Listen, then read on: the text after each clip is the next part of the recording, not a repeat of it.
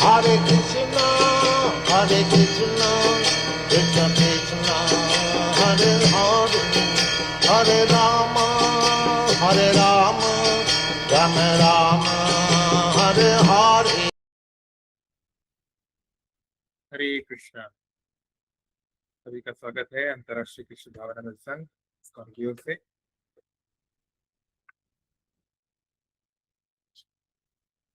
क्या audio video screen clear है क्या? यस। ओके, तो आज का हमारा टॉपिक है कि जीवन के मुश्किल समय को हम कैसे फेस करें। प्राइमरली हम लोग सीखेंगे from the life of Bharat Maharaj, एक महान राजा जो सतयुग में जन्म हुए, जिनके नाम पे हमारे देश को भारत बोला जाता है। आइए मंगलाचरण से शुरू करते हैं। ओम अज्ञानतिमिरान्धस्य ज्ञानञ्जनशलाकया चक्षुरुन्मीलितं येन तस्मै श्रीगुरवे नमः। मुखं करोति वाचालं पङ्गुं लङ्घयते गिरिं यत्कृपातमहं वन्दे श्रीगुरुदीनतारिणं। नमः ओम विष्णुपदाय कृष्णप्रेष्ठाय भूतले श्रीमते भक्तिवेदान्त स्वामिनिति नामिने। नमस्ते सारस्वती देवे गौरवाणी प्रचारिणे निर्विशेष शून्यवादी पाश्चात्य देश तारिणे। वाञ्छा कल्पतरुभ्यश्च कृपा सिंधु भैव च पतितानां पावनेभ्यो वैष्णवभ्यो नमो नमः। श्री कृष्ण चैतन्य प्रभु नित्यानंद श्री अद्वैत गदाधर शिवासादि गौर भक्त वृंद। हरे कृष्ण कृष्ण कृष्ण हरे हरे, हरे राम राम राम हरे हरे।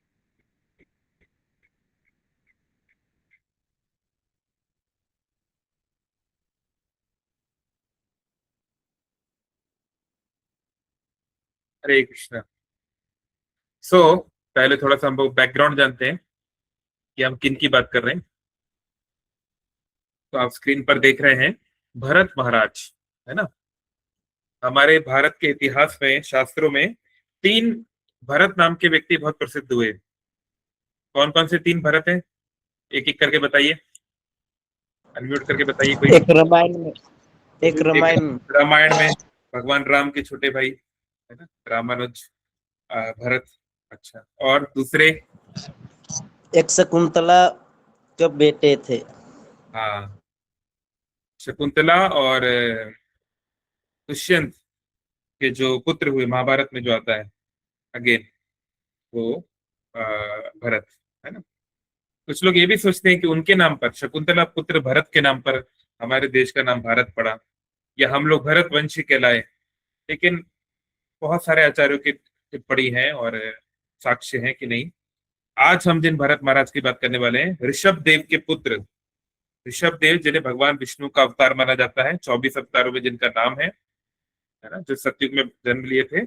और जैन धर्म, आप जैन धर्म जानते हैं, जैन धर्म में जो तीर्थंकर होते हैं, यानी जो वहाँ के गुरु होते हैं या प्रोफेट्स होते हैं, तो जो पहले तीर्थंकर थे उन्हें ऋषभ देव ही माना जाता है। तो जैन लोग भी ये मानते हैं कि ऋषभ देव से हमारा जो पंथ है या हमारा जो धर्म है वो शुरू हुआ, वो भी यही मानते हैं। लेकिन उनका फिर विचार अलग है, वो उसको अलग तरीके से इंटरप्रेट करते हैं, वो अलग बात है, पर व्यक्ति वही उसी को वो मानते हैं। और उनके आखिरी जो तीर्थंकर हैं वो महावीर जी, जो आज से करीब 2400 साल पहले करीब आए। सो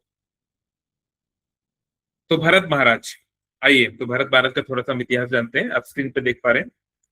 तो सबसे पहले तो हमारे जो मनु है, हम सब जानते हैं ह्यूमंस को शास्त्रों में मनुष्य बोला गया है ना। आई थिंक लास्ट लेक्चर में या कभी भी हम डिस्कस कर रहे थे कि उर्दू में हम बोलते हैं, जो हिंदी में भी शब्द आ गया है, आदमी, है ना। ह्यूमन बींग को आदमी बोला जाता है। तो क्यों उर्दू में वो शब्द आया, आदमी कहाँ से आया? कौन बताना चाहेंगे? आदम से।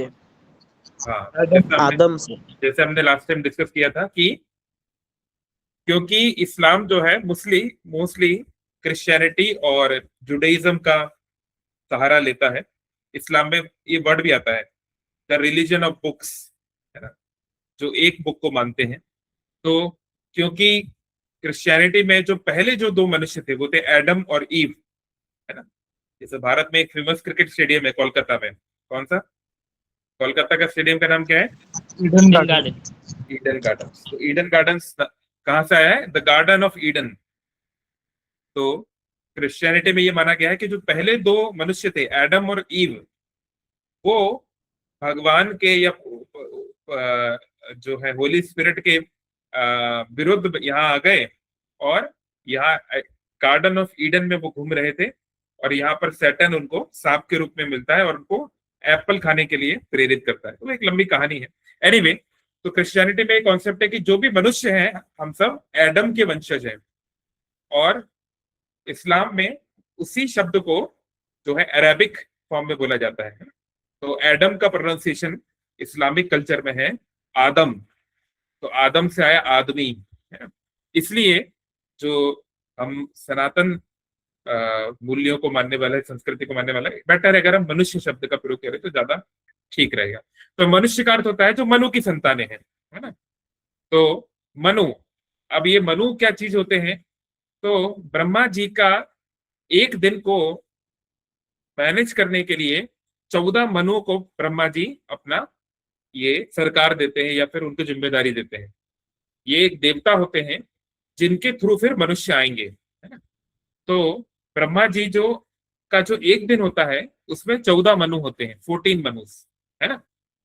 तो जो पहले मनु थे हमारा इस दिन में, जो ब्रह्मा जी का अभी जो एज चल रहा है, अभी हमारे ब्रह्मा जी 51 साल के होने वाले हैं उनकी एज के हिसाब से, और ब्रह्मा जी जीते हैं 100 साल, और उनका जो 100 साल है हमारा 311 ट्रिलियन और 40 बिलियन ईयर्स है, यानी बहुत बहुत लंबा समय है। और प्रैक्टिकली हमारे वो प्रैक्टिकली मनुष्य की दृष्टि से, सो पहले जो मनु हुए ब्रह्मा जी के इस दिन में, वो हुए स्वयंभू मनु। तो स्वयंभू, स्वयंभू किसको बोलते हैं? किस व्यक्तित्व का नाम है स्वयंभू? कौन जानता है? जो अपने आप प्रकट होता है। हाँ, भू मतलब प्रकट होना, ये दर्शन देना। स्वयं मतलब खुद से।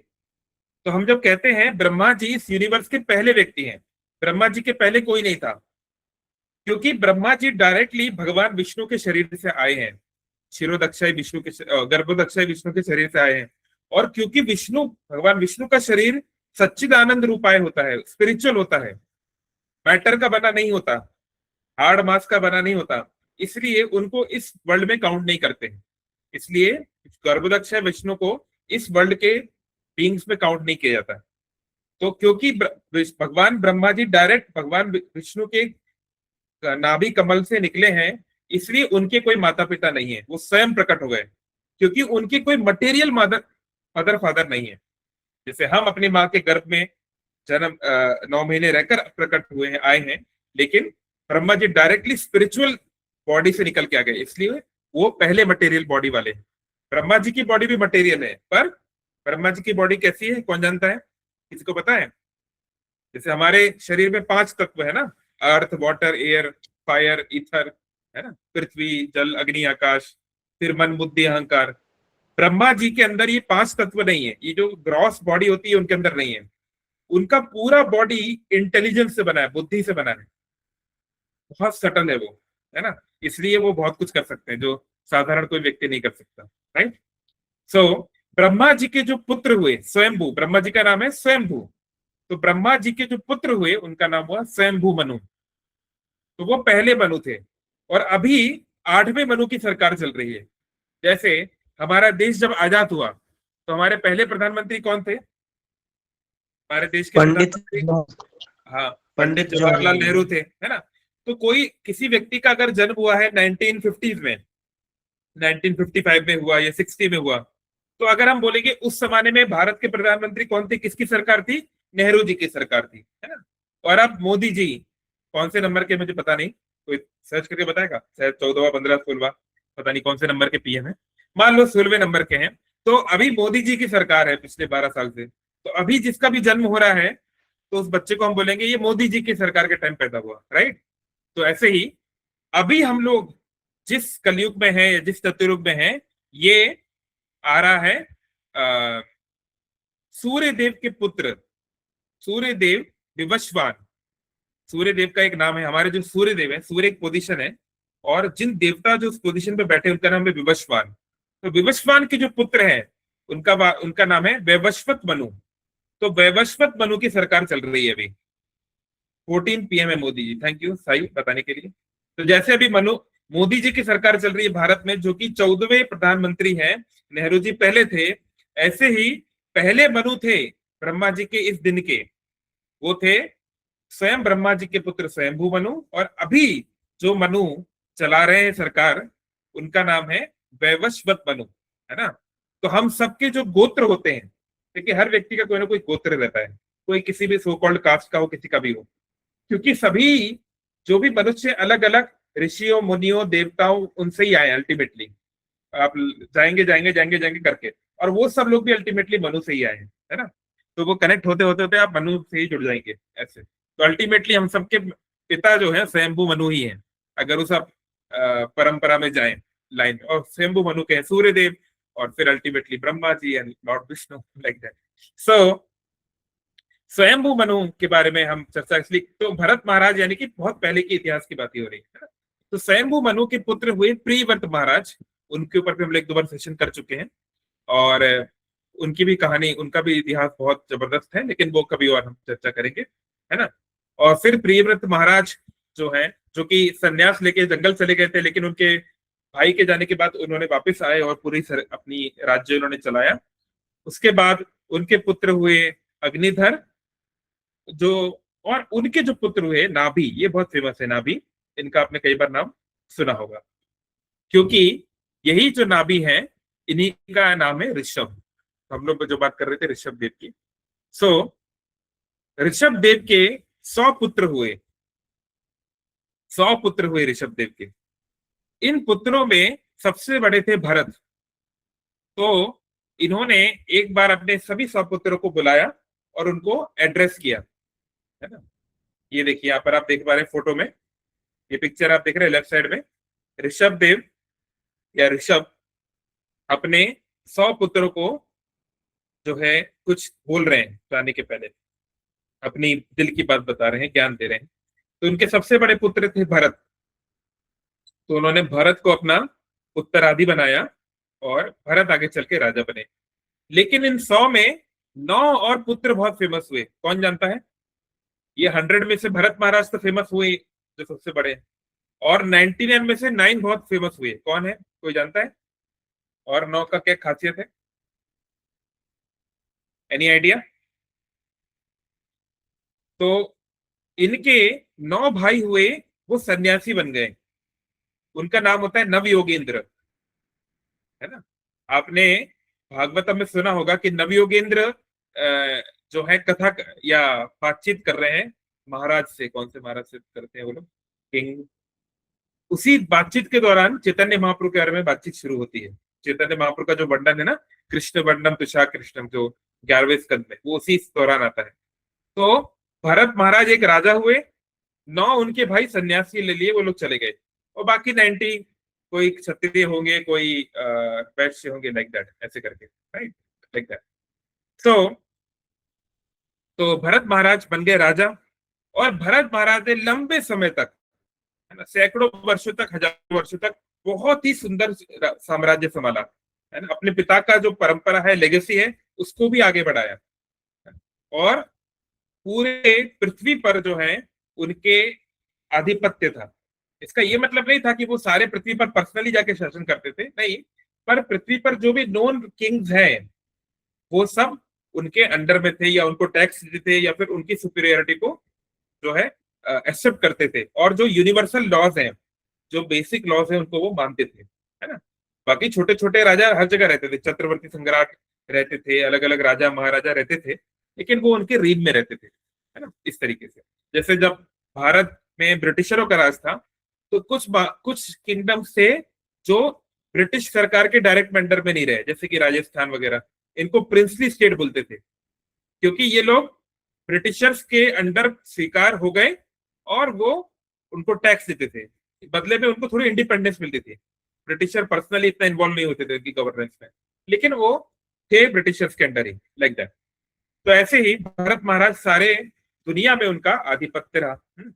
तो जाने के पहले कहा गया, हाँ, तो ऋषभ देव ने जाने के पहले अपने पुत्रों को एक बहुत ही फेमस जो है एक उनको ज्ञान दिया, एक बहुत फेमस उनको उनके साथ बातचीत की, जो कि भागवतम के 5वें स्कंद में बड़ा प्रसिद्ध सेक्शन है। तो उसमें एक खासकर थोड़ा सा हम लोग एक लाइन में चर्चा करेंगे जो हमारे लैब के लिए बहुत इंपॉर्टेंट है कि तपो दिव्यम पुत्र कारेण, ऋषभ देव ने अपने बच्चों को सलाह दी कि बेटा तपस्या करो पर दिव्य करो। इसका क्या अर्थ है? तो तपस्या, या इंग्लिश में हम बोलते हैं ऑस्टेरिटी, कौन जानता है इसका क्या अर्थ है? आप क्या समझते हैं तपस्या मतलब क्या होता है? कोई बताना चाहेगा? आपकी क्या अंडरस्टैंडिंग है तपस्या यानी क्या चीज है? वॉलेंटरीली पेन एक्सेप्ट करना। Not exactly, not pain. हाँ, प्रभुपाद जी ने जो इन्होंने बताया उससे रिलेटेड ही प्रभुपाद ने एक डेफिनेशन दी है उनके परपोर्ट्स में। नहीं तो आप अपनी खुद की भाषा में भी बोल सकते हैं। आपके हिसाब से तपस्या क्या है? हम लोग जैसे इमेजिन करते हैं जंगल में जाना, कि पानी ना पीना, कि खिचड़ी खाना, कि क्या? हाँ, तो मैं बोल देता हूँ तपस्या प्रभुपाद ने बड़ा अच्छा समझा है, voluntary accepting difficulties for a higher cause, for a higher purpose. अगर हम जीवन में मुश्किलों को स्वतः खुद से एक्सेप्ट करते हैं फॉर अ हायर पर्पस, उसको तपस्या बोलते हैं। तो देखिए जीवन में हर व्यक्ति कभी ना कभी तपस्या करता ही है, भले ही वो डिवोटी हो, नॉन डिवोटी हो, एथियस्ट हो, कोई भी हो। हर व्यक्ति कभी ना कभी जानबूझ के कुछ जीवन में मुश्किलों को स्वीकार करता है ना? कोई उदाहरण आप देना चाहेंगे साधारण जीवन में, डिवोटीज के बीच में नहीं, साधारण जीवन में, कि व्यक्ति जानबूझकर कोई कष्ट उठा रहा है कोई हायर कॉज के लिए? कोई एग्जांपल देना चाहेंगे आप? वो तो है नहीं। तो जॉब के हाँ, लिए पढ़ना, जॉब के लिए पढ़ाई करना। हाँ जी, स्टूडेंट लोग, हम लोग जब एग्जाम होता है साल भर तो मक्कारी करते हैं कई बार, लेकिन हमारे उत्तर भारत में से बोलते हैं रात्रि जागरण। एक रात पहले पूरा जागते हैं, है ना? खाना भी नहीं खाते हैं, रोटी खाते खाते पढ़ाई करते हैं ना? रात्रि जागरण करते हैं। क्यों? हम रात की नींद क्यों डिस्टर्ब कर रहे हैं? सोना सबको अच्छा लगता है। क्यों स्टूडेंट अपनी नींद त्याग रहा है, दुख एक्सेप्ट कर रहा है? क्यों? क्योंकि उसे पता है कि एग्जाम उसके भविष्य के लिए कितना इंपॉर्टेंट है। तो एक हायर पर्पस के लिए वो नींद का त्याग कर रहा है। और कोई एग्जाम्पल आप देना चाहें? बहुत एग्जाम्पल हो सकते हैं। कोई और?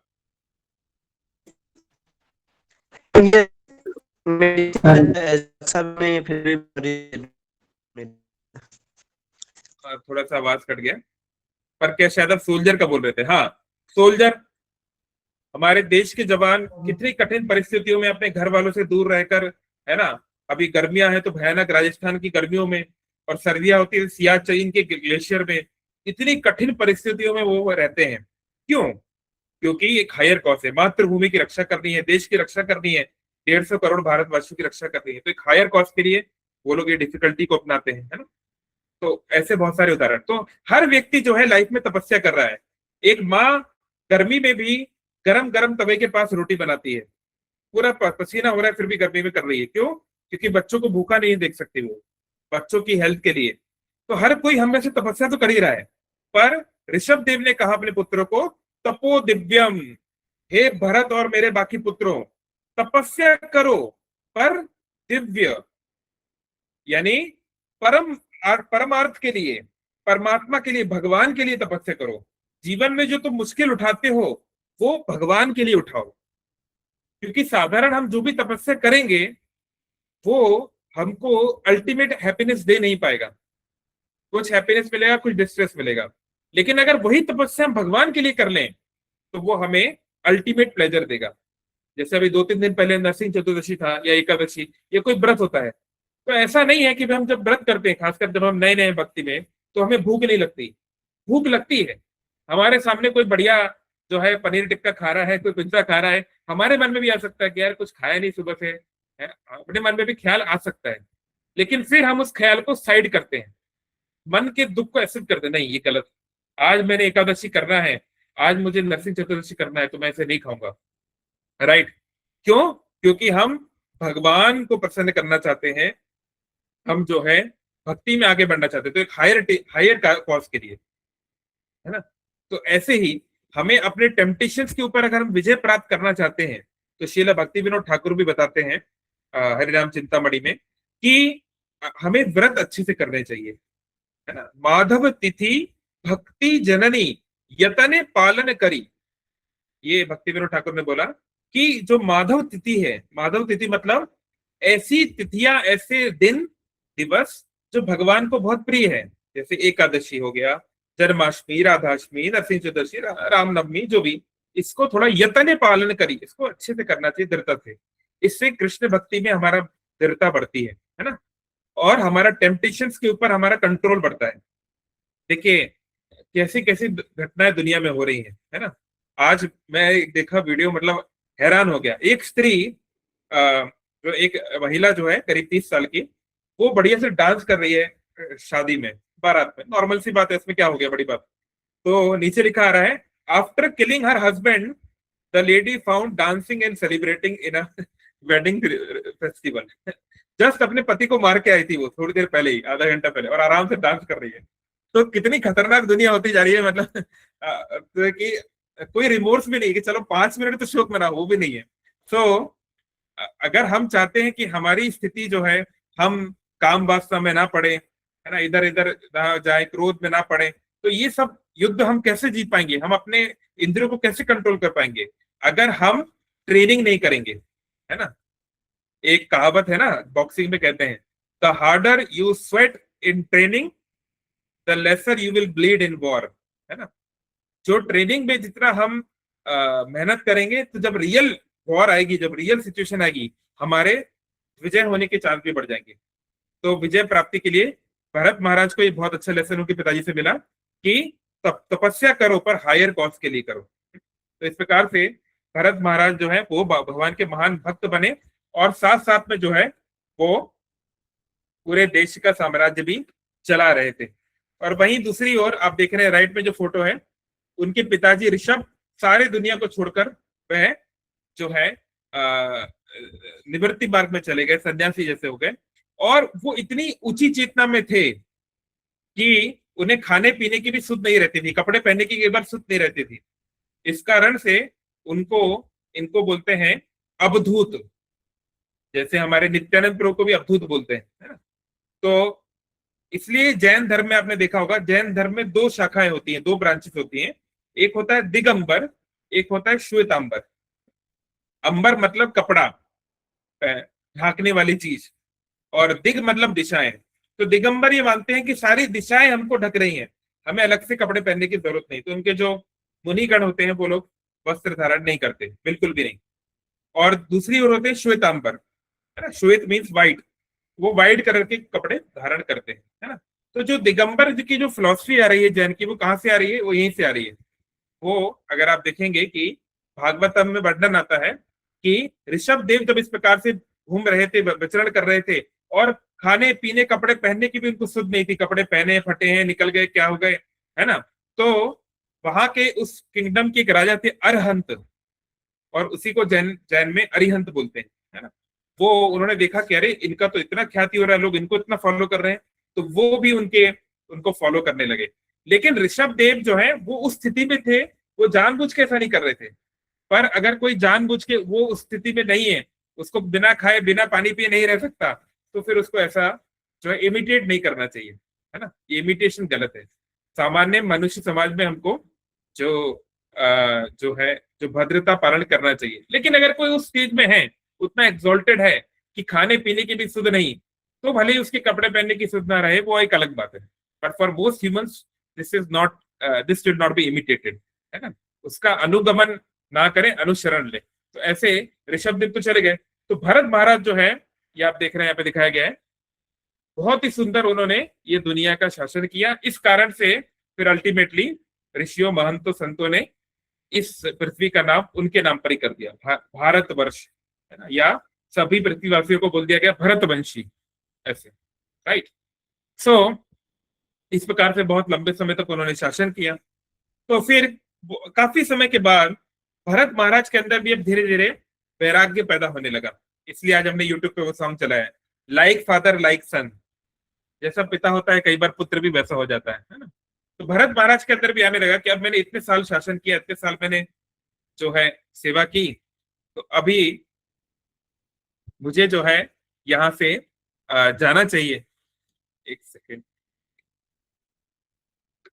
हाँ, तो उन्होंने जो है ये निर्णय लिया कि वो अपना सारा साम्राज्य छोड़ के अब वन में चले जाएंगे। तो देखिए, ये सतयुग की बात है। सतयुग में बड़ा कठोर होता था भक्ति करना, है ना। ऐसे नहीं कि आराम से रह रहे हैं, भगवान का नाम जप कर रहे हैं, खा पी भी रहे हैं, सब बढ़िया चल रहा है। हमारे लिए भगवान ने बहुत इजी कर रखा है। पर सतयुग में भगवान को प्राप्त करने के लिए बड़ी कठिन तपस्या करनी पड़ती थी। कृते यद ध्यायते विष्णु, बड़ा कठिन ध्यान करना पड़ता था। हमने देखा है ध्रुव महाराज ने 6 महीने में भगवान को प्राप्त कर लिया। 6 महीने में उनको भगवान मिल गए।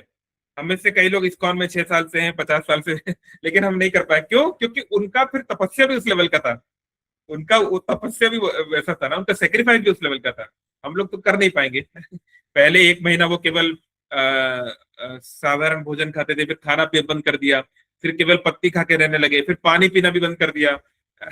और आखिरी कुछ दिन तो हवा लेना भी बंद कर दिया, like that. So anyway, not possible for us. So उन्होंने जो है भरत महाराज के मन में आया कि अब मुझे, उनके मन में वैराग्य आ गया। तो भरत महाराज ने जब अपना घर संसार छोड़ा, जब राजमहल छोड़ा, तो वो इतना बड़ा सेक्रीफाइस है कि लोग आश्चर्य में रह गए कि भाई इतनी सारी धन दौलत होके कोई कैसे छोड़ सकता है ना। भाई जिसके पास ज्यादा कुछ नहीं हो उसके लिए वो छोड़ना इजी है। जैसे प्रभुपाद जी के गुरु महाराज भक्ति सिद्धांत सरस्वती, वो एक बहुत अच्छी कहानी सुनाते हैं। तो क्या कहानी सुनाते हैं? बोले एक दिन एक आदमी मूढ़ी खा रहा था, पफ्ड राइस। मूढ़ी होता है ना, पफ्ड राइस, क्या बोलते हैं उड़िया में इसको?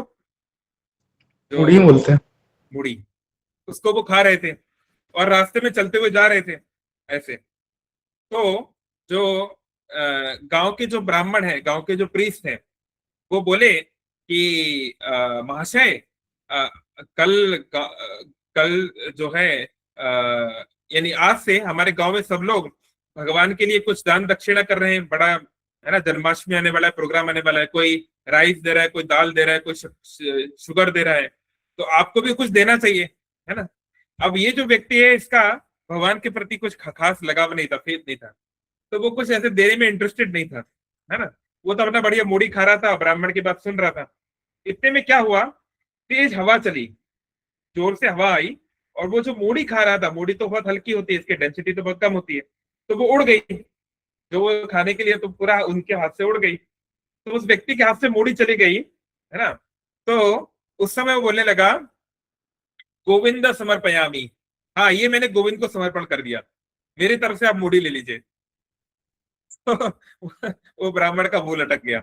तो ये कथा का क्या अर्थ है कि कई बार हम तथा कथित सो कॉल्ड जो त्याग करते हैं, जो भगवान को कोई चीज देते हैं, वो ऐसी देते हैं जिसका हमारे लिए कोई वैल्यू है ही नहीं वैसे भी, तो वो त्याग नहीं है।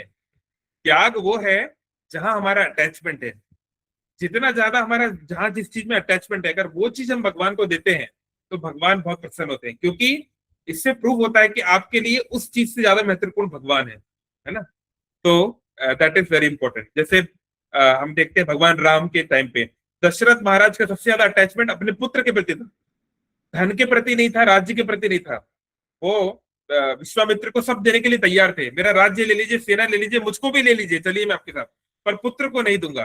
पर राम के प्रति बहुत अटैचमेंट था, है ना। चलिए एनीवे, सो भरत महाराज ने जब अपना राज्य छोड़ा तो अपने पत्नी, अपने बच्चों को ध्यान तक नहीं किया। अब उन्होंने सोच लिया कि हाँ चलो बच्चे हो गए बड़े, वो लोग खुद ध्यान दे देंगे, पीछे मुड़ के देखा तक नहीं। इसलिए उसको मलह त्याग बोलते हैं, मलह त्याग। इसके लिए भागवतम में शब्द यूज हुआ है मलह त्याग। मलह त्याग क्या है कि जो हमारे शरीर की जो गंदगी होती है ना, जो स्टूल, यूरिन, ये सब, इसको मल बोला जाता है, मल मूत्र। तो जैसे कोई व्यक्ति मल मूत्र त्याग करता है ना, टॉयलेट में, या फिर पहले के जमाने में लोग जाते थे झाड़ियों में कहीं पर भी, तो फिर पीछे मुड़ के नहीं देखता, है ना। उस चीज में उसको बिल्कुल भी रुचि नहीं होती, बल्कि जल्दी से जल्दी वो वहां से निकलना चाहता है।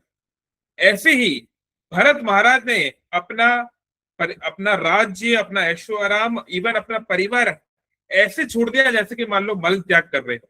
Not in the negative sense, मतलब उनका कोई अटैचमेंट ही नहीं था उसके प्रति। इतनी ज्यादा तीव्र इच्छा थी अपने पिताजी के अनुसार, या अपने पिताजी के चरण कमलों के पीछे पीछे अब भगवान को प्राप्त करने की इतनी तेज इच्छा थी उनकी, है ना। तो सब छोड़ के वह वन में रहने लगे, है ना। तो वहां वन में रहने लगे और भक्ति में वो आगे बढ़ने लगे, खूब जोर से तपस्या करने लगे। तो ऐसे करते करते कई वर्ष बीत गए। अब पहले की तरह स्ट्रांग बॉडी नहीं रही उनकी, थोड़े पतले हो गए, ऐसे हो गए। तो समय बीतने लगा, कुछ वर्ष बीत गए। तो फिर अब भगवान ने उनकी परीक्षा लेने की सोची, परीक्षा लेने की सोची। तो भक्ति में क्या होता है, 9 स्तर होते हैं, 9 स्टेजेस ऑफ भक्ति। कौन बताना चाहेगा पहला स्टेज क्या है भक्ति का? श्रवणम। श्रवणम प्रभु जी, श्रवणम। नहीं, ये तो है लिम्स, ये है भक्ति के अंग, दोनों अलग बात है। श्रवणम, कीर्तनम, विष्णु, स्मेर स्मेर, हाँ, पाद सेवनम, अर्चन, बंधन, साक्ष्य, आत्मनिवेदन। ये सब जो है ये भक्ति के अंग है, लिम्स। जैसे हम मनुष्य हैं तो हाथ है, पैर है, इनको लिम्स बोलते हैं, इनको अंग बोलते हैं। तो ये भक्ति के अंग है। यानी भक्ति कैसे करें, भगवान का नाम श्रवण करो, कीर्तन करो, वैसे मैं वो नहीं पूछ रहा हूं। मैं बोल रहा हूं भक्ति के लेवल्स। जैसे हम स्टैंडर्ड 1 to 12 में जाते हैं। हाँ, स्मृति का माता जैसे बताया, श्रद्धा, आदो श्रद्धा तथा साधु संग, भजन क्रिया, अनर्थ निवृत्ति इत्यादि। तो पहला होता है, 9 स्टेज होते हैं भक्ति के। मतलब जैसे अगर आप 12th पास हो गए तो आप स्कूल से निकल जाओगे, स्कूल से ग्रेजुएट हो जाओगे। ऐसे ही अगर आपको शुद्ध भक्त बनना है, अगर आपको भगवान के धाम जाना है या इस दुनिया में रहते शुद्ध भक्त बनना है, तो 9 स्तर होते हैं भक्ति के। तो पहला होता है श्रद्धा। थोड़ा बहुत फेथ हल्का फुल्का होना चाहिए भगवान में कम से कम, तब तो व्यक्ति भक्ति कर पाएगा कि हाँ जगन्नाथ है, भगवान है, तब तो वो आगे बढ़ सकता है। तो श्रद्धा, फिर साधु संग, फिर भक्तों का वो संग करे। तो भक्तों का संग करने से क्या होगा, भजन क्रिया। भक्त से बोलेंगे चैंटिंग करो, कितनी माला जप हो रही है, कौन सी बुक पढ़ रहे हो, क्या हियरिंग हो रहा है। भक्तों का तो यही काम है ना, तो वो यही पूछेंगे। फिर ये करने से क्या होगा, नाम जप इत्यादि करने से, श्रवण कीर्तन करने से अनर्थ निवृत्ति। हमारे जो हृदय में जो गंदगी भरी हुई है, काम वासना, क्रोध वासना, लोभ मोह मद मत्सर इत्यादि, धीरे धीरे वो सेल्फिश कॉन्शियसनेस जाने लगेगी, है ना। फिर हमारी रुचि होगी, थोड़ा भगवान के प्रति जेन्युइन आकर्षण बढ़ेगा, ऐसे करते करते। तो 9वां स्तर होता है प्रेम, जब भगवान के प्रति हमें शुद्ध प्रेम हो जाए। उसके नीचे होता है 8वें नंबर पर भाव। भाव स्तर का एग्जाम्पल है भरत महाराज। भाव मतलब ये होता है कि भगवान के प्रति बहुत इंटेंस थॉट्स है, इंटेंस उनके प्रति हमारे डिजायर है, लेकिन फिर भी कभी कभी मन इधर उधर भटक जाता है। प्रेम में ऐसा नहीं होता, है ना। लेकिन भाव में कभी कभी मन भटक सकता है, जैसे अभी भरत महाराज का भटकेगा। लेकिन इसमें अच्छी बात क्या है, इसमें अच्छी बात ये, एक बार व्यक्ति भाव के स्तर पे पहुंच गया तो मन भटक भी जाएगा तो खुद वापस भी आ जाएगा, ज्यादा समय नहीं भटकता है, इट कम्स बैक। अभी हमारा क्या है, हमें बहुत मेहनत करनी पड़ती है मन को वापस लाने में। चैंटिंग कर रहे हैं, हरे कृष्णा कृष्ण कृष्ण हरे हरे, हरे राम राम राम हरे हरे, कुछ हो गया, मोबाइल में आ गया, कुछ हो गया, अब हम वहां से वहां निकल गए। अब वापस लाने के लिए बहुत मेहनत करनी पड़ती है मन को। लेकिन अगर हम भाव के स्तर पे हैं और हमारा मन डिस्ट्रैक्ट हो गया तो खुद थोड़ी देर के बाद खुद ही जाएगा, मन को बाकी चीजों में रुचि नहीं लगेगी। हाँ ठीक है, सब तो फालतू, चलो जल्दी चैंटिंग करते हैं। वो भाव का स्तर होता है ना। तो भरत महाराज उस स्तर पे थे। तो भगवान ने उनकी क्या परीक्षा ली, योग माया ने क्या परीक्षा ली कि एक दिन क्या हुआ, इतने वर्ष जंगलों में रहने के बाद एक, वो उनकी जो कुटिया थी उसके पास में एक छोटी सी रिवर थी, ज्यादा विड्थ नहीं थी, जो स्ट्रीम की तरह थी वो एक। तो वहां पर उन्होंने एक अद्भुत दृश्य देखा। क्या दृश्य देखा कि एक डियर, एक हिरण बहुत तेजी से भाग रही है, एक फीमेल डियर, है ना। डियर या हिरण को क्या बोलते हैं उड़िया में, हिरण के लिए क्या शब्द है? हरिण। ओके। तो उन्होंने एक दृश्य देखा अद्भुत कि एक हरिण जो है बहुत जोर से भाग रही है और वो, उसका पेट देखकर पता चल रहा है कि वो प्रेग्नेंट है ना, बिल्कुल लास्ट स्टेज पर है। जैसे बोलते हैं ना, जो लेबर पेन होने वाला है, जैसे मनुष्य में जैसे बोलते हैं, तो ऐसे प्रेग्नेंट है। और उसका पीछा कौन कर रहा है, कोई शेर था कि बाघ था कि क्या, चीता, जो भी, कोई उसका शिकारी जो है, आई थिंक शेर ही था, सिंह एक पीछा कर रहा है। तो बेचारी डर के मारे खुद की भी जान बचानी है और जो होने वाला बच्चा है उसकी जान भी बचानी है, यह सोच के वह बेचारी भाग रही है, बिल्कुल अपनी जान के लिए और बड़ा मुश्किल हो रहा होगा, उसको कष्ट हो रहा होगा, खून भी निकल रहा होगा, शायद खून बून भी निकल रहा होगा ऐसी हालत में। तो भाग रही है, भाग रही है। तो करते करते ये जो एक पतली सी एक रिवर जैसी वहां पे आ जाती है, बहुत छोटी नहीं, कुछ फीट का रही होगी, जैसे जंगलों में जो स्ट्रीम्स निकलती है ना, छोटी छोटी वैसी। तो वो हिरण पूरी अपना ताकत लगा के जंप करती है ना। आप जानते हो कि हिरणों की जंप काफी लंबी डिस्टेंस तक वो लोग कर लेते हैं। तो वो जंप करती है, तो वो उस जंप में इतना एफर्ट लगता है, इतना लेबर लगता है कि उसी समय उसका जो बच्चा है वह गिर जाता है नदी में। उसका वो उसके पेट से निकल जाता है और वो पानी के फ्लो में आगे जाने लगता है, और ये जंप करके उस तरफ गिर टाइप की जाती है। तो फिर वो शेर आता है और वो फिर अल्टीमेटली इसको पकड़ लेता है, उसको मारने लगता है, और मार दिया होगा उसको बेसिकली।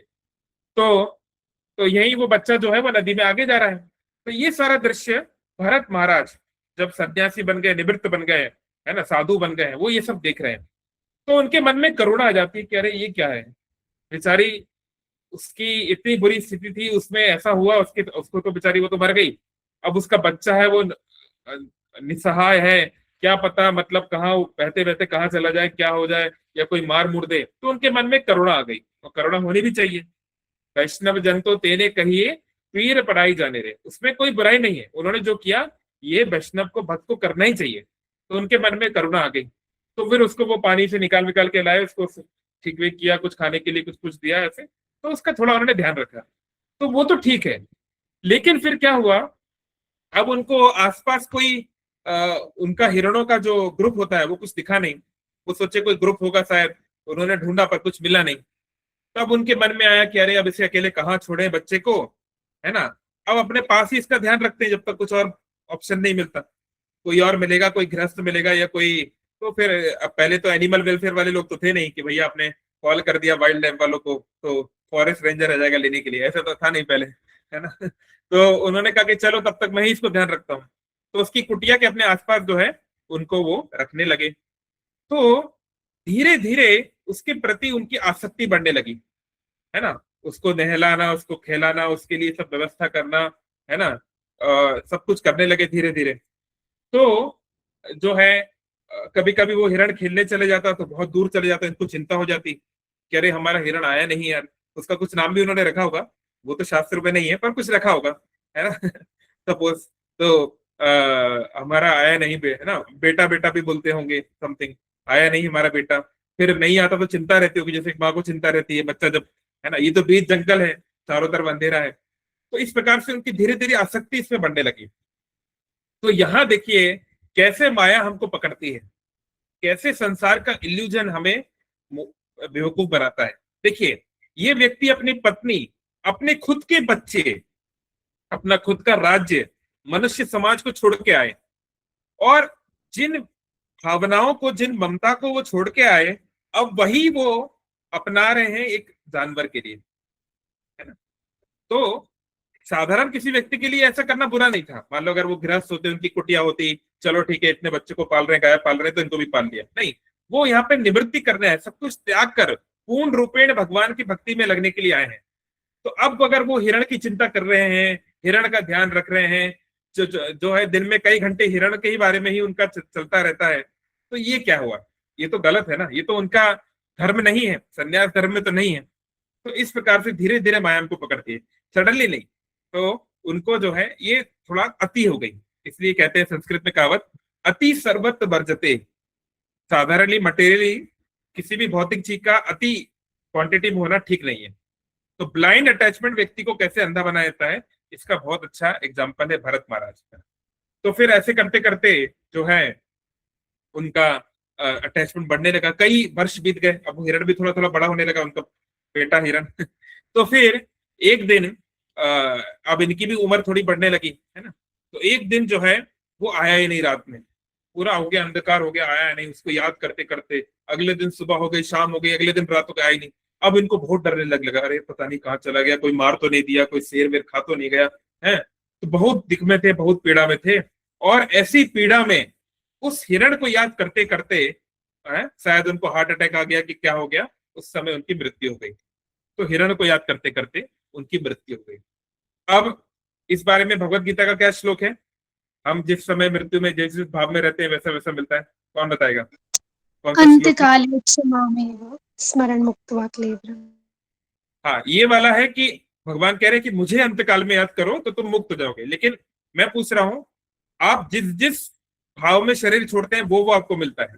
वो कौन सा श्लोक है? यम यम स्मरण भाव। हाँ, यस।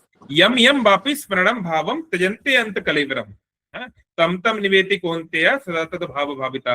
हे कुंती पुत्र अर्जुन, तुम जिस जिस भाव में शरीर छोड़ते हो वही वही भाव तुमको प्राप्त होता है ना?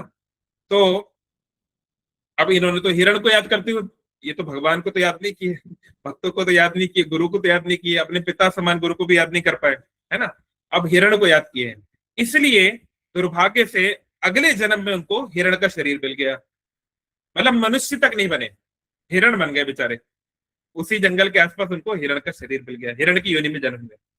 तो आप बोलोगे अरे ये क्या हुआ यार, ये तो इतना भक्ति किए, ये किए वो किए, अब गलती हो गई ठीक है। हालांकि गलती वो बहुत सालों तक करते रहे, केवल एक दिन की बात नहीं है, सालों तक हिरण के साथ रहे। और क्या हुआ, अकेले थे। इसलिए खासकर कलयुग में अकेले भक्ति नहीं करनी चाहिए, हीरो बनने की कोशिश नहीं करना चाहिए। संघे शक्ति कलयुगे, कलयुग में संघ में शक्ति है। अगर आप अकेले हैं, अगर आप प्योर डिवोटी हैं, आप वैकुंठ से आए हैं तो अलग बात है, या कोई बहुत ऊंचे स्तर पे तो अलग बात है। पर इवन भाव स्तर पर होकर भी, भरत महाराज जैसे स्टेज पर होकर भी अगर आप अकेले हैं और आपका कोई साथी नहीं है, कोई डिवोटी, आपकी कोई गुरु, शिक्षा गुरु, दीक्षा गुरु आसपास नहीं है, आपको टोकने वाले, आपको समझाने वाले, आपकी गलती को आपको एक्सपोज करने वाले, आपको मोटिवेट करने वाले, या आपकी कोई मित्र नहीं है, डिवोटी फ्रेंड्स नहीं है, तो आप कभी, आपके हाई चांस है कि हम खतरे में पड़ सकते हैं, है ना? जैसे भरत महाराज के साथ हुआ। तो उनके पास नहीं था, साधु संग नहीं था, तो कोई बताने वाला नहीं था, होता तो फिर तो इतनी दिक्कत होती नहीं। तो एनीवे, तो उन्होंने जो है इस कारण से तो उनको हिरण का शरीर मिल गया। लेकिन उसमें भी कोई दिक्कत की बात नहीं है। कौन सा श्लोक है गीता का? कि जो हम भक्ति करते हैं वो परमानेंट है, गलती हो भी जाए तो टेंशन नहीं। कौन सा श्लोक है, कौन बताएगा? हाँ, पीछे शुक्राचार। हाँ वो तो है, साधु रेव मंतव्यो। पर मैं ये कह रहा था कि योगो भ्रष्ट अभिजायते, अगर आप योग के पथ पे हैं, भगवान बोलते हैं गीता में, आप योग के पथ पे, भक्ति के पथ पे हैं, और आप भ्रष्ट भी हो गए, आपसे गलती हो गई, आप पूरा नहीं कर पाए, आप पूर्ण रूपेण नहीं कर पाए, कोई बात नहीं। सुचिनाम श्रीमताम गेहे योगो भ्रष्ट अभिजायते। तो आपका या तो ब्राह्मण परिवार में, भक्त परिवार में जन्म होगा, या बहुत अमीर परिवार में जन्म होगा।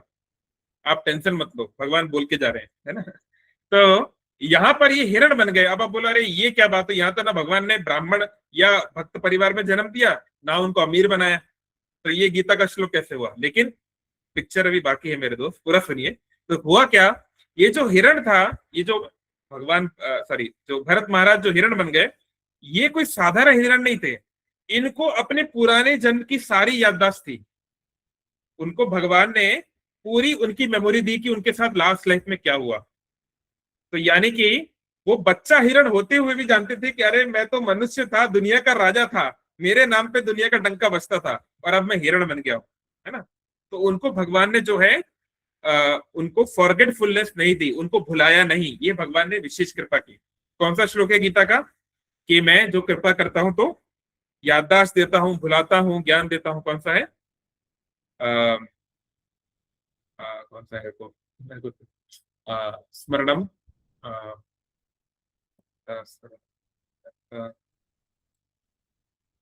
ज्ञानम अपोहनम च। यस, मत्तः स्मृतिर ज्ञानम अपोहनम च। मुझसे जो है ज्ञान आता है, मुझसे स्मृति आती है।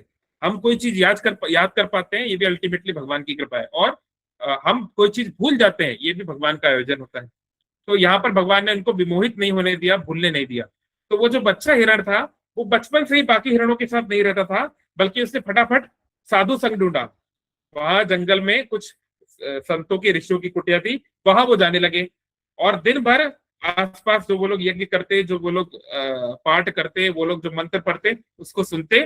और वहीं ऋषि मुनि देखते कि अरे ये हिरण यहाँ पर है, तो उसको कुछ भगवान का प्रसाद दे देते। भगवान का भक्तों का उच्चिष्ट उसने पाया। तो ऐसे करते करते वो हिरण भक्ति शरीर में रहते हुए भी भक्ति करने लगे, है ना। तो ये देखिए भक्ति का ऐसा पावर। तो हिरण हिरण इसमें भी भक्ति करने लगे। तो फिर अल्टीमेटली कुछ सालों के बाद हिरण शरीर में भी उनकी मृत्यु हो गई। अब हिरण भी वो नहीं रहे, तो वापिस अब मनुष्य शरीर मिला, क्योंकि भक्ति तो की है तो मनुष्य तो मिलना है। अब इस बार जो शरीर मिला ये भी बहुत अलग प्रकार का मिला। इस बार जो मिला इसको बोलते हैं जड़ भरत। क्या बोलते हैं? जड़ भरत। तो ऐसे क्यों बोलते हैं, मैं आपको फोटो दिखाता हूँ। तो ये आप देख रहे हैं हिरण के साथ उनके पास टेंस। हाँ, यहाँ पे वो हिरण होते हुए भी अपने आप को याद कर पा रहे हैं एंड ऑल दैट। हाँ, अभी आ गए जड़ भरत। तो अगले जन्म में उनको जो जन्म मिला उसको बोलते हैं जड़ भरत। तो जड़ मतलब होता है स्टोन लाइक, बिल्कुल पत्थर के समान, है ना, बिल्कुल निर्जीव के समान, या जो कोई इंटरेक्शन ना करे, है ना, अल्ट्रा लेवल का जो इंट्रोवर्ट हो वैसा, किसी से बातचीत ही ना करे वैसा। तो इसको जड़ बोलते हैं, जड़ के समान, पत्थर के समान वैसे। तो जड़ भरत का क्या हुआ? तो इनका ये हुआ कि इनके मतलब अभी जब इनका जो जन्म हुआ तो इनके बचपन से इनका शरीर तो बलवान था, पर ये ऐसे दुनिया को दिखाते थे कि मान लो वो मंद बुद्धि हो। उनके अंदर जो है, जैसे हम बोलते हैं ना, ऑटिज्म बोलते हैं आजकल हम, है ना, कि भाई बोलने में तकलीफ होती है, अच्छे से हम समझ नहीं पाते चीजों को, है ना, पढ़ाई अच्छे से नहीं कर पाते, है ना, ऑटिज्म वगैरह जो अलग अलग डिसऑर्डर्स होते हैं। तो ऐसे ही कुछ जड़ भरत अपने आप को ऐसे दिखाते थे कि वो कुछ अच्छे से बोल नहीं पाते, कर नहीं पाते संसार की चीजें। तो वो स्कूल वगैरह उनको ज्यादा भेजा, गुरुकुल भेजा, वहां पे वो कुछ कर नहीं पाए। तो उनके माता पिता फिर उनको शारीरिक काम में लगा दिए, जो भी होते होंगे खेती किसानी की काम। फिर माँ बाप चले गए तो उनके भैया भाभी वो उनको कुछ कुछ काम देते थे, ऐसे ऐसे करके। तो ऐसे करके उनको बस फिजिकल लेबर दिया जाता था और उनको कुछ जो है इंटेलेक्चुअल या ऐसे काम नहीं। तो जानबूझ के जड़ भरत ऐसा करते थे, क्यों? ताकि दुनिया उनको बेवकूफ समझे, दुनिया उनको जो है यूजलेस, और उन्हें बहुत टाइम मिले भजन करने का। वो मन ही मन जो है सदैव भगवान का नाम, भगवान की स्मृति वो पाठ करते रहते। तो उनको टाइम मिले इसलिए उन्होंने जानबूझ के अपने आप को जड़ के रूप में प्रदर्शित किया, ऐसे करते करते। तो फिर क्या हुआ? तो फिर एक दिन हाँ, तो फिर एक दिन क्या हुआ, ये आप देख रहे हैं लेफ्ट में काली माता का देख रहे हैं, ये वाला। तो ऐसे तो उनको उनको तो कोई समाज में ज्यादा इंपॉर्टेंट समझता नहीं था। तो एक दिन गांव के बाहर का विचरण करते करते जंगल में चले गए, है ना, मन ही मन भगवान का नाम जप कर रहे हैं, भक्ति कर रहे हैं। तो कुछ डाकू वहां पर आ गए। वो डाकू आ गए और उन्होंने इनको पकड़ लिया। अभी अपनी तोतली आवाज में जैसे बोले होंगे कि भाई हमारे पास तो धन है नहीं, धन दौलत है नहीं। पर वो डाकू इनको धन के लिए, मनी के लिए नहीं पकड़े थे। वो क्यों पकड़े थे? क्योंकि वो माता काली को बलि चढ़ाना चाहते थे, नर बलि। कुछ उन लोगों का रहा होगा कुछ जो क्या बोलते हैं मतलब डिजायर, उनकी कुछ इच्छा रही होगी, इच्छा पूर्ति के लिए। तो कुछ उन्होंने उनके हिसाब से उनके सो कॉल्ड तांत्रिक गुरु ने बोला होगा कि हाँ नर बलि चढ़ाओ, ऐसे करके। तो उनका शरीर तो हष्ट पुष्ट था। ऐसी जो नरबलियां होती है ना, इसमें शरीर एकदम सही होना चाहिए, कुछ कटा फटा या हाथ पैर नहीं, वैसा वाला नहीं। तो इनका शरीर तो स्ट्रॉन्ग था दिखने में, है ना। तो जो डाकू लोग जो हैं, जो तामसिक लोग हैं, उनको ले आए और माता काली के सामने रख दिया। अब बेचारे ये भी क्या करें, हैं। तो इन्होंने, तो जो आज हमारा जो टॉपिक है कि जब मुश्किल सिचुएशन हमारे लाइफ में है तो हम क्या करें। तो जड़ भरत कोई साधारण व्यक्ति नहीं थे, दुनिया के वो राजा थे 2 जन्म पहले, है ना। कितने भगवान के प्रिय व्यक्ति हैं, भाव के स्तर पे हैं। लेकिन उनका ये था कि जो कुछ भी होता है संसार में भगवान की इच्छा से होता है। तो अगर भगवान ने मुझे इनके हाथों पकड़वाया है तो शायद भगवान का ही कुछ आगे प्लान होगा। तो सोचो, हमारे लाइफ में जब कोई कष्ट आते हैं, कई बार हमारा भगवान के प्रति फेथ कम हो जाता है, कई बार हम भगवान का नाम जब छोड़ देते हैं, कई बार हम अपनी साधना को कम कर देते हैं। यहाँ उस व्यक्ति को देखो, उसका गला कटने वाला है। अब इससे बढ़ के और क्या यातना, या इससे बढ़ के और क्या इमरजेंसी लाइफ में आएगी, है ना। अब यहाँ तो जान ही जाने वाली, तो फिर और क्या बचा, राइट। पर उस समय उनकी चेतना, भागवतम में पढ़ सकते हैं कितना सुंदर उनकी चेतना थी। उनकी चेतना थी कि वही कृष्ण, वही विष्णु जो है इस संसार को चला रहे, और उनकी इच्छा के बिना तो पत्ता भी नहीं हिल सकता। तो अगर वो यही चाहते हैं कि यहाँ मैं काली मंदिर में मेरे प्राण जाएं, तो मैं खुशी खुशी जाऊंगा, खुशी खुशी प्राण छोड़ूंगा। तो मतलब अल्ट्रा डिपेंडेंस जो बोलते हैं ना सरेंडरनेस ऑन द लॉर्ड, ये उन्होंने वहां पे शोकेस की। तो यानी कि अब वो भक्ति के शुद्ध स्तर, प्रेम स्तर पे पहुंच चुके थे, है ना, क्योंकि ये कोई साधारण व्यक्ति के लिए संभव नहीं है। तो जो भी उनका नीति होता होगा, तिलक विलक लगाना या हड्डी वड्डी लगाना, जो भी किया गया होगा, तो फिर जैसे ही वो उनका गला काटने वाले थे, जो काली माता की मूर्ति सामने थी और वो गला काटने वाले थे, तब मूर्ति जो है टूट गई। जैसे नरसिंह देव पिलर से बाहर निकले थे, ऐसे ही भी बहुत भयंकर आवाज हुई और मूर्ति टूट गई, और मूर्ति में से साक्षात काली माता बाहर निकली, है ना, महाचंडी, चंडी के रूप में, एकदम क्रोध में, है ना, उनका तो दिव्य क्रोध है, आप जानते हैं कितना भयानक वो स्वरूप रहता है कि एकदम, है ना, एकदम क्रोध में, एकदम गुस्से में, और उनके अष्टभुजाएं हैं और अलग अलग प्रकार के जो है त्रिशूल और तलवार और क्या क्या उनके पास में आप देख रहे हो यहाँ पे, और उन्होंने एक एक करके सबको मार दिया, जितने भी वहां पर उनके सो कॉल्ड उपासक थे उन सबको मार दिया गया, खुद काली देवी के द्वारा ही।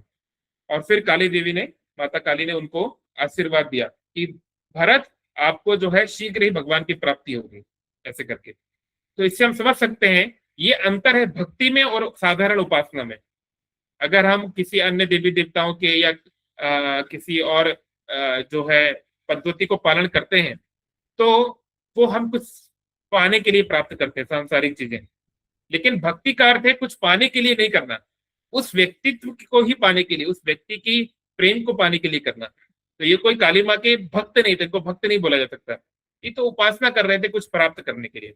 तो भरत महाराज को भक्त बोला जा सकता है, वो थे। तो ऐसे करके भरत महाराज जो है वहां से निकले। तो वहां से निकले तो कुछ दूरी पर एक राजा जा रहे थे, वो राजा का नाम था, क्या नाम था राजा का, आर वार से था क्या, कुछ पता करना जरा राजा का नाम क्या था।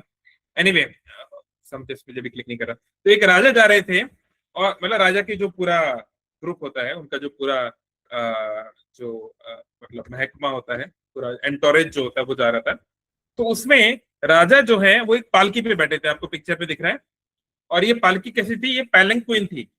पैलेंक्विन मतलब हाथ से उठाने वाली, हाथ से उठाने वाली, जैसे हमारे जगन्नाथ संस्कृति में है ना, डोल, डोल पूर्णिमा में राधा कृष्ण को उठाते हैं, वैसा टाइप का था ये। तो इसमें 4 कॉर्नर पे 4 लोग चाहिए पकड़ने के लिए।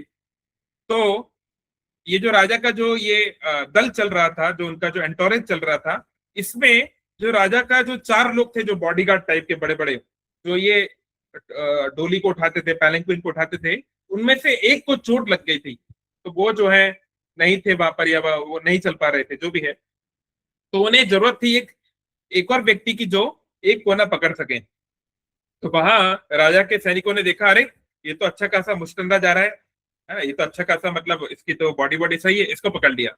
इसको पकड़ के ले आए और वो राजा के सामने लेकर आए, है ना।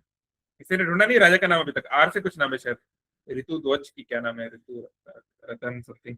एनीवे, तो वहां ले आए। तो वहां पर लाने के बाद उन्होंने उनको पकड़ा दिया, ये आप देख रहे पिक्चर में, एक कॉर्नर पकड़ा दिया उनको। अब होता क्या कि इसमें अगर आपको ये पैलेंक्विन, ये डोली को अच्छे से चलाना है, तो चारों लोग जो पकड़े हैं उसको, उन्हें एक रिदम में चलना पड़ेगा, उनको एक साथ चलना पड़ेगा, राइट। चलो मैं एक अच्छा चीज पूछता हूँ, जो लोग साइंस के स्टूडेंट है वो बताएंगे। आपको पता है कि जो आर्मी की जो यूनिट्स होती हैं, है ना, उनको कभी ब्रिज के ऊपर नहीं चलने देते। आपने कभी नहीं देखा होगा कि आर्मी की जो यूनिट्स हैं, है ना, कोई ब्रिगेडियर जा रहा है और वो सभी जो है मार्च कर रहे हैं ब्रिज के ऊपर, क्यों अलाउ नहीं करते? साइंस के या इंजीनियरिंग स्टूडेंट बता सकते हैं, उनके लिए तो बेसिक है, क्योंकि वो रिलेटेड है हमारे इससे, भरत महाराज वाले से। कौन बताएगा? आइए, बहुत सारे इंजीनियर होंगे यहाँ, तो कोई नहीं है। चलो, तो देखिए, साधारण रूप से एक ब्रिज पर हजारों लोग भी चल रहे हैं तो कोई दिक्कत नहीं है, क्योंकि उन लोगों का जो रिदम है वो मैच नहीं करता। जब हम लोग वॉक करते हैं तो हम लोग हमारे पैर एक साथ ऊपर नहीं उठते, एक साथ नीचे नहीं आते, अलग अलग होते हैं ना, रैंडमली होते हैं, राइट। तो कभी भी जो, लेकिन जो आर्मी के कैडेट्स हैं, या इवन आपने देखा होगा जो 26 जनवरी 15 अगस्त पे जो होता है ना, क्या बोलते हैं इसको, लाइक जो मार्च, व्हाट इज इट कॉल्ड, जो भी है तो वो जब होता है उसमें ये लोग एकदम इनका रिदम, इनकी फ्रीक्वेंसी एकदम मैच करती है। एक साथ हाथ पैर ऊपर करते हैं, एक साथ झुकाते हैं, है ना, कदम ताल करते, कदम ताल बोलते हैं हिंदी में, राइट, ऊपर नीचे ऊपर नीचे ऊपर नीचे। तो उनके सबके पैर एक साथ लगते हैं जमीन पर, राइट। तो यानी कि उनका जो नेट रिजल्टेंट है वो बहुत ज्यादा है, क्योंकि वो एक साथ नीचे आ रहे हैं। तो अगर आपने पढ़ा है, वेव्स पढ़ा है 11th-12th में, तो आप जानते हैं कि अगर किसी सब्सटेंस की नेचुरल फ्रीक्वेंसी जो होती है, रेजोनेंस फ्रीक्वेंसी जो होती है, अगर एक्सटर्नल ऑब्जेक्ट की फ्रीक्वेंसी से मैच हो जाए तो एम्पलीट्यूड बढ़ जाता है ना, वो चीज टूट सकती है। जैसे कि एक गिलास है, एक गिलास के सामने आप कितना भी गाते रहो, रोते रहो, वो कभी नहीं टूटेगा। लेकिन एक ओपेरा सिंगर है, ओपेरा सिंगर अपनी आवाज को ऊपर नीचे करने की ट्रेनिंग उनकी रहती है, ऐसे करके वो गाते हैं, तो वो कांच को तोड़ देते हैं केवल गाने से। ऐसा कैसे कर सकते हो? क्योंकि वो उस फ्रीक्वेंसी को ढूंढते हैं जो उस ग्लास की नेचुरल फ्रीक्वेंसी हो, और एक बार जब वो मैच हो जाए, वाइब्रेशन शुरू हो जाए, तो वो उसी फ्रीक्वेंसी पे लगातार गाते रहते हैं, क्योंकि उनका रियाज है, उनका गले में वैसी एबिलिटी है। तो वो नेचुरल फ्रीक्वेंसी पे गाते रहते हैं, तो वाइब्रेट होते होते होते होते ग्लास टूट जाता है। ऐसे ही अगर कोई आर्मी की ब्रिगेड यूनिट्स अगर मार्च करेंगी तो पूरा पुल भी गिर सकता है, इसलिए उस दर्शन को अलाउ नहीं किया जाता। एनीवे, तो ऐसे ही यहाँ पर भरत महाराज, बाकी तीनों लोग तो फ्रीक्वेंसी में जा रहे थे, पर भरत महाराज को तो प्रैक्टिस नहीं है, और वो बाहरी चेतना में नहीं थे अपने पिताजी की तरह, वो आंतरिक चेतना में थे।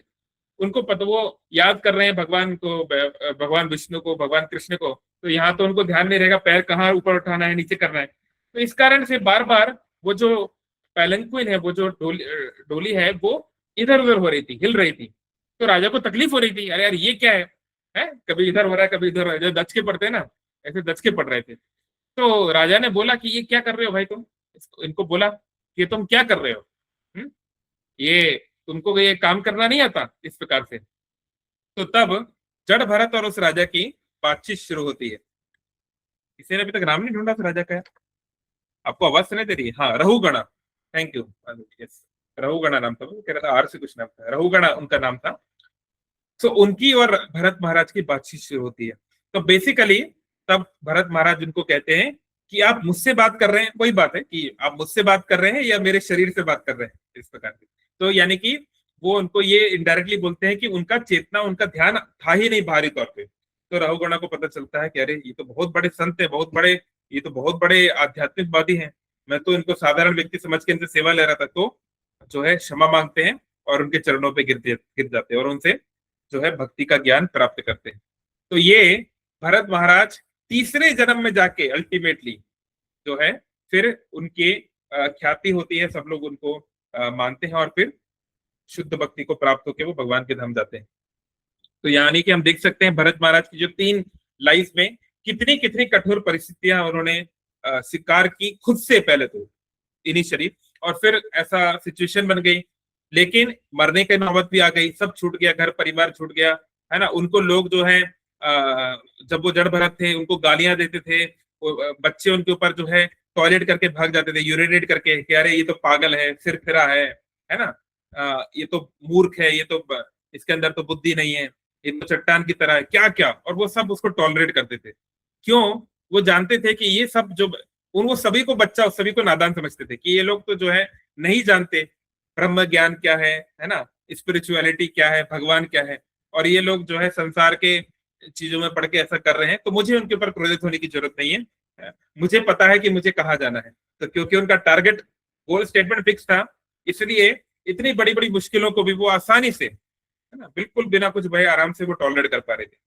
तो अगर हमारे लाइफ में जो डिफिकल्टीज आए, हम लोग तो भरत महाराज नहीं है ऑब्वियसली, तो हमें जो जो हो सके सॉल्यूशन करना चाहिए, लेकिन हम उनसे ये प्रेरणा ले सकते हैं कि अगर हमारा ध्यान, हमारी चेतना लगी रहे हमारे अल्टीमेट गोल पर, तो बड़ी सी बड़ी डिफिकल्टी भी हमको छोटी लगेगी, है ना, अगर हम उस भाव में रह पाए।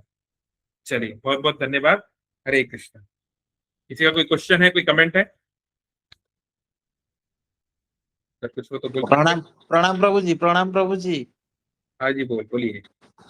प्रभु जी, ये टॉपिक के बाद में मेरा एक क्वेश्चन है, टॉपिक के बाहर का एक क्वेश्चन है। ठीक है, कहिए। निद्रा में हमारा सूक्ष्म शरीर का कंडीशन क्या होता है निद्रा समय में?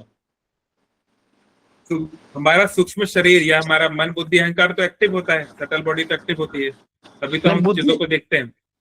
बुद्धि एक्टिव होता है कि बुद्धि सबकॉन्शियस हो जाता है? एक्टिव तो होता है, भले ही वो फ्रंट पे ना हो।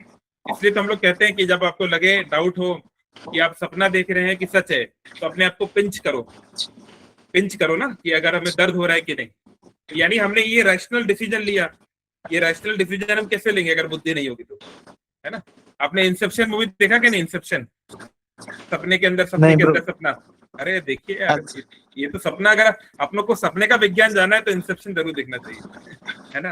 अच्छा काफी तो जी। अगर बुद्धि नहीं होगी तो हम ये कैसे कंक्लूड कर पाते हैं, कभी कभी तो, कभी नहीं भी कर पाते, कभी कर पाते हैं कि ये चीज सच नहीं है, ये तो मैं सपना देख रहा हूँ। बुद्धि तो चाहिए ना उसको जानने, वो करने के लिए, एनालाइज जी करने जी के लिए। जी जी। बाकी सपना को इतना ज्यादा सीरियसली लेने की जरूरत नहीं है। स्वप्न हम जिस प्रकार के, हमारा जो नेचर है, जैसे हम एक्टिविटी करते हैं, सात्विक राजसिक तामसिक, हम जैसे चीजें करते हैं दिन भर, उस तरह के सपने आते हैं। अगर हम भक्ति करेंगे तो भगवान से संबंधित, भक्त से संबंधित, प्रभुपाद गुरु से संबंधित ही सपने आएंगे। अगर हम कुछ और करेंगे तो कुछ और आएगा, हमारे ऊपर है। जी प्रभु जी। लेकिन अगर भगवान सपने में आते हैं या भगवान से संबंधित कोई वस्तु, तो वो अच्छा माना जाता है। It can be some indication also. चलो, एनीथिंग एल्स? हरे कृष्ण प्रभु, संसद प्रभु। हरे कृष्णा। ପ୍ରଭୁଜୀ ଭରତ ଯେଉଁଭଳିଆ ତ୍ୟାଗ କରିଦେଲେ ତାଙ୍କ ସ୍ତ୍ରୀ ଛୁଆ ପୁଣି ବୈରାଗ୍ୟ ନେଇକି ତପସ୍ୟା କରିବା ପାଇଁ ଗଲେ, ସେବେଳେ ଝଡ଼ ତ 3ଟା ଜନ୍ମ ଲାଗିଲା। ତ ଆମ ମାନଙ୍କ ଜନ୍ମ କେତେ ଜନ୍ମ ଲାଗିବ? ମାୟା ତ କେମିତି ବି ଆମକୁ ଘୋଡେଇଦବ। ତ ଏବେ କଣ କରିବା ପାଇଁ ପଡିବ ଯେ କି ଆମକୁ ଅନ୍ତକାଳରେ ସ୍ମରଣ ହେଇଯିବ, ଆଉ ଦୁବାରା ସେମିତି ମୋହରେ ନ ପଡି ଆଉ ଭଗବତ ପ୍ରାପ୍ତି ପାଇଁ ଆମକୁ ସ୍ମରଣ ହେଇଯିବା ଦରକାର। କେମିତି କେଉଁ ଭଳିଆ ପ୍ରୟାସ କରିବା ଉଚିତ? हाँ, आपका बहुत अच्छा प्रश्न है। तो इसमें एक मैं आपको अच्छा उदाहरण देता हूँ। चैतन्य महाप्रभु के एक भक्त थे, उनका भी मुझे नाम एग्जैक्टली याद नहीं आ रहा, मुकुंद दत्त नाम था। ये कौन, वासुदेव दत्त या कौन? तो चैतन्य महाप्रभु से उन्होंने पूछा कि महाप्रभु, कितने जन्मों के बाद मैं आपके धाम जा पाऊंगा? कितने जन्मों के बाद मुझे आप अपने धाम बुलाएंगे? तो महाप्रभु ने किसी और के थ्रू उन तक उत्तर पहुंचाया कि शायद 10 लाख जन्म की 10,000 जन्म, 10 लाख जन्म बोले, 10 लाख जन्म के बाद तुम मुझे प्राप्त कर पाओगे, मेरे धाम आ पाओगे, गोलोक वृंदावन आ पाओगे। तो जब उन्होंने वो सुना, उस भक्त ने, तो वो नाचने लगे, है ना, बहुत खुश हो गए, नाचने लगे। तो सब लोगों ने बोला, अरे तुम नाच क्यों रहे हो भाई? तुमने सुना नहीं क्या? 10 लाख जन्म तक तुमको यही रहना है, इसी भौतिक संसार में रहना है, बार बार जन्म मृत्यु करना है, तो इसमें खुश होने की बात क्या है? तो वो भक्त बोले कि अरे 10 लाख जन्म तो मुझे यहाँ रहना पड़ेगा, जो सुख दुख होंगे झेलूंगा, लेकिन 10 लाख जन्म के बाद कभी ना कभी वो जन्म जरूर आएगा, क्योंकि चैतन्य महाप्रभु ने बोल दिया तो वो तो आना ही है कि मैं उनके धाम चले जाऊंगा। यानी मुझे जाना तो पड़ेगा ही, मतलब मुझे वो ले जरूर जाएंगे कभी ना कभी, बस 10 लाख जन्म की तो बात है। तो ऐसे करके वो खुश होकर नाचने लगे। तो जब ये बात चैतन्य महाप्रभु तक पहुंची तो महाप्रभु बहुत प्रसन्न हुए और उनको बोले, चिंता मत करो, इसी जीवन में तुमको मैं ले जाऊंगा। तो कहने का तात्पर्य है, भगवान हमें कब ले जाएंगे, कब हमें धाम देंगे, प्रेम देंगे, वो तो उनके ऊपर है। We can not do anything about it. हमें अपना कार्य करना चाहिए, वो है हमें जो है बिना किसी हेतु के, बिना किसी, यहाँ तक कि मुक्ति की भी, धाम जाने की इच्छा के बिना भी हमें भक्ति करनी चाहिए। इसलिए चैतन्य महाप्रभु बोले हैं, मम जन्मनि जन्मेश्वरे। चैतन्य महाप्रभु खुद बोले हैं कि भले ही मुझे बहुत बार जन्म लेना पड़े, कोई बात नहीं, मेरी आपसे एक ही प्रार्थना है ना, भवतार भक्ति रहे तो की त्वयि, कि हे प्रभु मैं आपकी भक्ति करते रहूं, भले ही मुझे बहुत जन्म लग जाए, है ना। भक्ति विनोद ठाकुर भी बोले हैं कि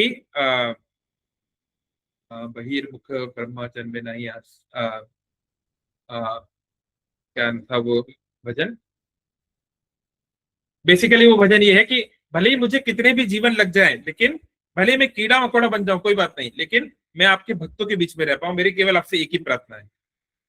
तो भगवान को हम भूले नहीं, भगवान के भक्तों का संग छूटे नहीं, इसके अलावा एक प्योर डिवोटी भगवान से कुछ नहीं चाहता, भगवान का धाम भी वो नहीं चाहता। पर अभी हम लोग प्योर डिवोटी लेवल पे नहीं है, तो अभी हम लोग चाह सकते हैं कि भगवान हमें भी ले जाइए गोलोक वृंदावन, अभी हम बोल सकते हैं, लेकिन एक ना एक स्टेज जब आएगी भक्ति की, तब हम ये बोलना भी छोड़ देंगे। हाँ, यस, ठीक है, थैंक यू। विनीता माता जी, आपका कुछ कहना है? हरे कृष्णा प्रभु जी, पंचांग प्रणाम। प्रभु जी, माय क्वेश्चन इज कि जैसे आपने कहा कि भरत महाराज, क्योंकि वो कोई ऑर्डिनरी पर्सन नहीं थे, तो उन्होंने बहुत तपस्या, बहुत भक्ति की थी। तो बट एंड में उनको हिरण का शरीर मिला। बट भगवान भगवान तो भगवत गीता में बोलते हैं ना कि if my devotee is not able to remember me at the death time, तो मैं उनको अपना स्मरण दिलाता हूँ and I take that person to my abode. तो फिर उनको, उन्होंने इतनी भक्ति की, तो उनको भगवान ने अपना स्मरण दिला के उनको अपने धाम क्यों नहीं लेके गए? तो मुझको ये एंजाइटी हो रही थी, तो मेरा ये क्वेश्चन है। हाँ, लेकिन उसमें टर्म्स एंड कंडीशन अप्लाई है। ये यथा माम प्रपद्यन्ते तां सते भजामि हम। अगर हम भगवान के पास, हम भगवान को पसंद करते हैं, लेकिन किसी कारण से भगवान के कुछ भक्तों को हम पसंद नहीं करते, या कुछ और एस्पेक्ट के प्रति हमारा फुल सरेंडर नहीं है, तो भगवान के नाम कैसे जाएंगे? तो फिर भगवान हमें फिर मौका देंगे, फिर हमें ट्रेन करेंगे, फिर भक्त परिवार में जन्म देंगे। तो जब हम बोलते हैं, जैसे हम बोलते हैं, जो जगन्नाथ रथ यात्रा में जगन्नाथ का दर्शन करता है उसका पुनर्जन्म नहीं होता। हाँ, नहीं होता। जो गंगा जी में स्नान कर ले इस दिन फलाना दिन, जो वैकुंठ एकादशी के दिन तिरुपति का दर्शन कर ले उसका जन्म नहीं। ये सब बातें सही है, पर इन सब में टर्म्स एंड कंडीशन अप्लाई है। जैसे ब्रह्म संहिता में भी बोला गया है, यादृशी यादृशी श्रद्धा सिद्धिर भवति तादृशी। जो जिस श्रद्धा में अप्रोच करेगा उसको वैसा मिलेगा। हाँ, अगर कोई शुद्ध भाव से कर पा रहा है तो उसे तो तुरंत मिल ही जाएगा। अगर वो शुद्ध भाव से नहीं भी कर पा रहा है, तो भगवान उसको ऐसी अपॉर्चुनिटी देंगे कि शीघ्र ही वो कर पाएगा, है ना। तो अगर भगवान का जो आप जो पुराण का जो श्लोक बोल रहे हैं कि भगवान अपना स्मरण कराते हैं, वो भी इसी सेंस में है कि अगर वो व्यक्ति भगवान का स्मरण किया है जीवन भर, और उसके अंदर हृदय से भगवान को, भक्तों को, गुरु को और धाम को प्राप्त करने की इसकी इच्छा है, और उसके वैसे सेवा रही है, और अगर कहीं कुछ त्रुटि रह गई फिजिकल प्रॉब्लम्स के कारण, तो बोला भी गया, अगर कफ के कारण या पित्त बढ़ जाने के कारण या सर्दी चले जाने के कारण, तो भगवान विशेष आयोजन करेंगे। और यहाँ पर भी उन्होंने विशेष आयोजन किया। देखो, वो हिरण बने, पर अगेन कौन सा हिरण है जिसे अपनी लास्ट लाइफ याद रहती है? हम लोग तो मनुष्य, हमें तो अपनी लास्ट याद नहीं है। तो अगले जन्म में वो भगवान के धाम चली गए। यानी कितना, हिरण कितने साल जीता है? 10 साल, 15 साल, है ना। तो 15 साल का गैप हुआ बस, उसके बाद वापस मनुष्य जीवन हुआ, फिर आगे बढ़ गए। तो यानी कुछ बड़ी चीज नहीं है। आप सोचिए, हम लोग इस यूनिवर्स में 155 ट्रिलियन ईयर से हैं। 155 और कितने जीरो, शायद 15 जीरो, इतने जीरो थे हम इतने सालों से, तो इसी यूनिवर्स में। उसके पहले पता नहीं कितने। तो अगर 5 साल, 10 साल, 20 साल, 50 साल, 100 साल और ज्यादा लग भी जाए तो कोई बहुत बड़ी बात नहीं है ना। तो ये तो भगवान ही जानते हैं कि कब किसके लिए जाना सही रहेगा। लेकिन कई बार क्या होता है, कुछ कुछ भक्तों की भगवान के प्रति आसक्ति होती है, पर भक्तों के प्रति नहीं होती। जैसे हमारा एग्जाम्पल है श्री संप्रदाय के, क्या नाम था उनका, कांचीपूर्ण, कांचीपूर्ण रामानुजाचार्य जी के टाइम के सन्यासी थे। भगवान की तो वो बहुत, भगवान के प्रति उनका बहुत प्रेम था। डायरेक्ट भगवान से बातचीत करते थे। वरदराज, जो कांचीपुरम, ये कांचीपुरम के जो मेन ठाकुर जी हैं, वरदराज, उनसे डायरेक्ट वो उनकी बातचीत होती थी। सारे शहर के लोग उनके पास जाते थे कि आज हमारी ये बात आप भगवान तक पहुंचा देना, और वो डायरेक्ट भगवान से बात करते थे। इनका ये समस्या है, इनका ये है, थोड़ा आप करवा दीजिए। भगवान उनसे बातचीत भी करते थे। पर जब कांचीपुरम ने बोला कि प्रभु, मैं आपके पास, आप मुझे अपने धाम ले जाएंगे ना, वैकुंठ, तो भगवान ने मना कर दिया, सॉरी, मैं आपको नहीं ले जा सकता। बोले क्यों? मैं तो आपकी पूरी सेवा कर रहा हूँ, मैं तो पूरा, वो तो सन्यासी सब छोड़ के आपके पास हूं मैं। बोले तुमने मेरी सेवा तो बहुत की, पर तुम मेरे भक्तों की सेवा तो करते ही नहीं हो। तुमने मेरे भक्तों की तो निस्वार्थ सेवा की नहीं, तो बैकुंठ जाके क्या करोगे? क्योंकि वहां पर केवल मेरी सेवा नहीं करनी होती है, मेरे भक्तों की भी करनी होती है। तो कांचीपुरम ने जो है, उनके हाथ में गार्लैंड था, उन्होंने गार्लैंड नीचे फेंक दिया। उन्होंने कहा फिर आपके पीछे में टाइम पास क्यों करूंगा। वो गए भक्तों की सेवा करने के लिए दौड़े, है ना। वो फिर एक अलग कहानी है। तो कहने का तात्पर्य कि हाँ, भगवान फिजिकल कुछ हिंड्रेंसेस हटा देते हैं, लेकिन अगर चेतना के लेवल पे कुछ हिंड्रेंस है, तो भी भगवान विशेष कृपा करके हमें ऐसे परिवार में, ऐसे भक्त समाज में या ऐसी स्टेज में जन्म देंगे कि हम भक्ति में आगे बढ़ पाए। लेकिन शुद्ध भक्ति तो होनी ही चाहिए, है ना। या आप भगवान के किसी शुद्ध भक्त के प्रति आसक्ति तो होनी चाहिए। इसलिए प्रभुपाद जी ने कहा कि I have the key to the back door of Goloka Vrindavan. अगर हमारी भक्ति में कुछ कमी रह भी गई, लेकिन अगर प्रभुपाद जी के प्रति हमारा समर्पण है, हमारा पूर्ण विश्वास है, तो भगवान प्रभुपाद जी कह रहे हैं मैं बैक डोर से तुम्हें ले जाऊंगा। मतलब प्रभुपाद जी की हमें धोती पकड़ के रहना है, वो कुछ ना कुछ व्यवस्था कर देंगे संभव, किसी और भक्त परिवार में जन्म के थ्रू या कुछ और सम। अब वो कैसे करेंगे, वो तो बैक डोर की का क्या मतलब है पता नहीं, but he will make sure कि अल्टीमेटली हम वहां पहुंच जाए। ठीक है जी प्रभु जी, थैंक यू। हरे कृष्णा। चलिए, बहुत बहुत धन्यवाद। हरे कृष्ण कृष्ण कृष्ण हरे हरे, हरे राम राम राम हरे हरे। भरत महाराज की जय। श्रील प्रभुपाद की जय। Hare Krishna, Krishna